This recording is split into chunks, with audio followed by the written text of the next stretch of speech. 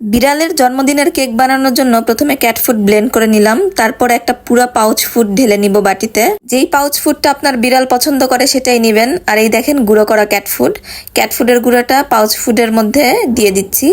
এটাকে ভালো করে মেখে নিতে হবে। এর মধ্যে সামান্য পরিমাণ চিকেন সিদ্ধ করা পানি অথবা নর্মাল পানি দিয়ে নেবেন। আমি দিয়েছি, দিয়ে আবার এটা মেখে নিব। গোল করে গোল্লা বানিয়ে তারপরে এরকম একটা শেপ বানিয়ে নিব হাত দিয়ে চেপে চেপে।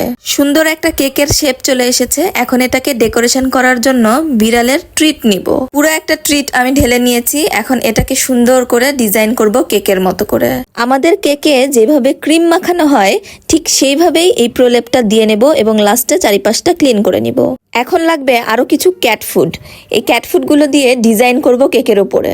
উপরের এই ডেকোরেশনটা আপনারা নিজেদের মন মতো সাজাতে পারেন। এভাবেই রেডি হয়ে যাবে আপনার প্রিয় বিড়ালের জন্য বার্থডে কেক। আজকে আমার চেরির বার্থডে, সবাই ওর জন্য দোয়া করবেন।